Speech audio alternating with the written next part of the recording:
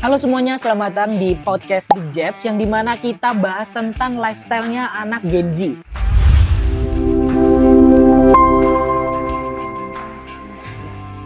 Kali ini aku berada di lapangan padel yang dimana mungkin ini olahraga yang lagi viral sekitar 5 tahun ke belakang. Dan di sini aku nggak sendiri, aku bersama Kak Robert.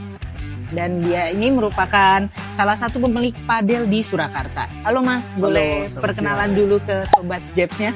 Ya, halo, selamat siang. Nama saya Albert. Saya adalah pemilik bola padel di Surakarta sekaligus dengan Sandu Coffee. Selain menjalankan bisnis padel dan kafe, saya juga ada bisnis car wash di Colomadu. Oke Mas, menurut Mas sendiri, lapangan padel itu kayak olahraga padel di Solo itu minatnya tuh banyak apa kayak biasa aja Mas? Karena kan ini olahraga baru ya, sekitar 5 tahunan ke belakang ini baru lagi naik kayak gitu. Mungkin saya cerita sedikit tentang sejarah padel. Padel sendiri ini paling populer di Spanyol dan baru masuk ke Indonesia sekitar 3-4 tahun ke belakang. Dimulai dari kota di Bali, menjalar ke Jakarta dan sekarang mungkin seperti yang kalian lihat di seluruh Indonesia mungkin. Iya. Nah, untuk ditanya market padel sendiri itu untuk sekarang memang didominasi oleh umur 25 sampai 50. Karena apa? Karena belum ada pembinaan dari usia dini. Oleh karena itu, demi menjaga ekosistem padel ini, kita berencana untuk fokus pada usia-usia muda. Contohnya Gen Z, range 19 sampai 23. Dengan cara apa? Kita bikin lapangan yang proper, tapi dengan harga yang bisa dijangkau oleh banyak kalangan. Karena kan banyak dari kalian kan takut ini olahraga eksklusif, harganya pasti mahal. Padahal realitanya tidak seperti itu. Karena aku sendiri kan dari Jabodetabek ya Mas, lapangan padel di Jakarta tuh cukup mahal banget.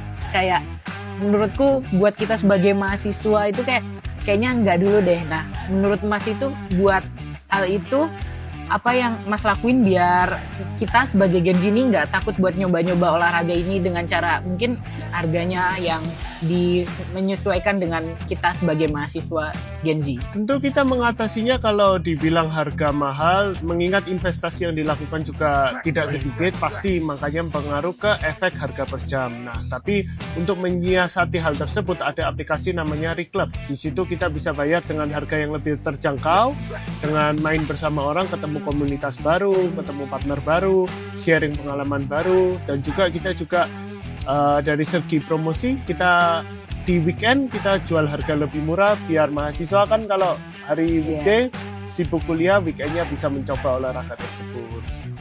Oke nih Mas, dari sekian banyak cabang olahraga yang ada di Indonesia, Mas memutuskan untuk memilih padel. Menurut Mas itu kayak kenapa Mas memilih hal itu, kayak memilih padel ini? Karena padel sendiri barrier to entry-nya terlalu tidak sesusah olahraga lain dan juga jauh lebih mudah daripada tenis. Kita melihat orang yang latihan tenis 1 tahun, 2 tahun belum tentu bisa langsung rally, tapi tidak terjadi di padel. Untuk bisa main tidak perlu waktu lama, tapi untuk bisa jago memang memerlukan waktu dan usaha yang tidak. Oke Mas, jadi kan ini kan padel tuh gabung sama coffee shop ya Mas. Nah, kenapa Mas memilih dua hal itu?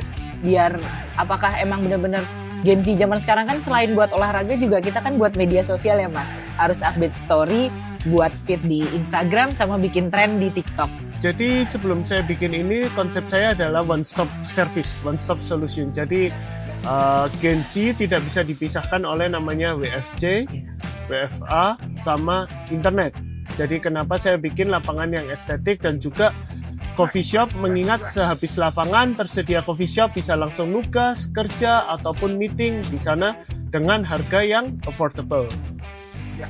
Oke Mas, dari kedua usaha Mas ini, padel dan coffee shop, di media sosialnya Mas melakukan cara apa untuk biar target pasarnya tuh terpenuhi gitu? Kayak biar kita sebagai Gen Z tahu nih kalau ada lapangan padel dan coffee shop yang jadi satu. Yang pasti apa yang dibutuhkan oleh Gen Z itu sendiri. Contoh kata yang pertama kita kejar pasti awareness-nya dari kedua platform ya. Yang pertama kan IG sama TikTok pastinya. Kedua juga bagaimana kita itu kasih tahu fasilitas apa yang kita punya. Contoh untuk di lapangan padelnya kita sendiri ada toilet yang estetik, lapangan standar internasional, harga yang terjangkau. Sedangkan di kafenya kita kasih fasilitas sofa, colokan, wifi kenceng, AC dingin, dan juga tentu makanan dan minuman dengan harga affordable.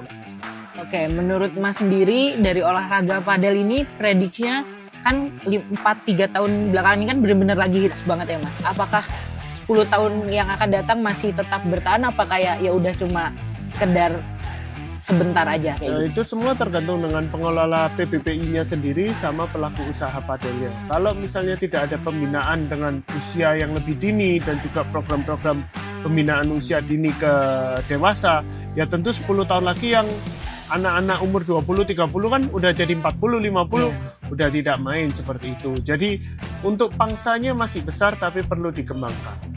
Untuk peluang bisnis padel sendiri di Indonesia terutama di daerah Surakarta ya Mas, menurut Mas apakah worth it? Mungkin anak muda di sini Sobat Jeff mungkin pengen membuat usaha yang sama seperti Mas. Itu semua tergantung passion juga. Peluang memang pasti selalu ada, tapi tentu dengan banyaknya lapangan padel di Surakarta, alangkah baiknya planningnya dimatangkan terlebih dahulu. Kalau dari pengelolaan padel sendiri ini tantangan terbesarnya apa ya Mas? Mungkin dari lapangannya yang harus diganti apa gimana? Boleh dikasih tahu ke Sobat Jeps? Tentu untuk dari maintenance lapangannya harus selalu dijaga, contoh dari pasir dan kebersihan, mengingat ini kan olahraga yang penuh fasilitas. Contoh kita bikin toilet yang estetik, ataupun bagaimana orang itu bisa nyaman. Jadi tidak seperti masuk ke lapangan olahraga saja, tapi dia jadikan itu sebagai lifestyle. Selain Gen Z Mas, apakah ada selain Gen Z gitu yang olahraga padel di sini kayak milenial atau apapun? Justru target market kita sebenarnya Gen Z sama milenial ya. Kalau setelah 6 bulan beroperasi, data dari kita menunjukkan Gen Z-nya 40%, milenialnya 40%, setelah itu baru katakanlah yang lebih muda atau usia yang lebih tua. Untuk hari sendirinya yang jadwalnya padat itu di lapangan padel di sini tuh hari apa ya Mas? Tentu untuk jadwal kita yang paling ramai di hari Senin sampai Jumat, terus habis itu hari Sabtu, tapi tidak untuk hari Minggu karena hari Minggu mungkin lebih banyak orang yang spend time with family. Kalau di padel sendiri, apakah ada kayak pelatihan khusus gitu mungkin yang kayak aku dan Sobat Jeff di sini yang benar-benar awam? Apakah dari padel toko di padel Mas sendiri itu menyediakan kayak jasa pelatihan kayak gitu? Jadi untuk para pendengar viewers podcast di sini tidak usah khawatir, misal saya awam tidak pernah main, karena di sini kita raket, bola, pelatih full kita sediakan. Jadi kita juga ada, apalagi yang khawatir saya tidak ada teman. Kita di sini juga ada kelas, semua pelatih semua certified, sudah siap untuk ngajari kalian dari nol sampai bisa main. Oke nih Mas, pesan buat para Gen Z di luar sana yang mungkin pengen nyoba tapi masih malu-malu, masih takut, sama kalau misalkan ada Gen Z yang juga pengen bikin usaha yang sama seperti Mas, coffee shop dengan padel ini yang itu kan Gen Z banget, boleh kasih tips dan sarannya mungkin? Ya, jadi untuk yang terutama yang takut coba-coba, harga mahal, nggak ada teman, silahkan langsung datang, jadwal tersedia, start from 70 ribuan aja, sudah dapat bola, raket, pelatih, semualah, kita tinggal bawa baju aja. Nah, untuk peluang bagi para Gen Z yang mau terjun di dunia ini, pastikan kalian mengerti dan sebelum terjun itu ditimbang juga resiko dan pengelolaannya nanti seperti apa. Oke nih Sobat Jeff, kita udah bahas bersama Mas Robert. Di sini mungkin kalian yang emang masih takut-takut banget, di sini tuh bakal disediain pelatihan dan lain-lainnya. Jadi buat kalian yang mau bikin usaha juga, dari cerita Mas Robert ini kita ambil positifnya, kita buang negatifnya. Jangan lupa like, comment, and subscribe di channel Sobat The Jeps ini. Jangan lupa follow. Sampai jumpa di episode selanjutnya. Betul.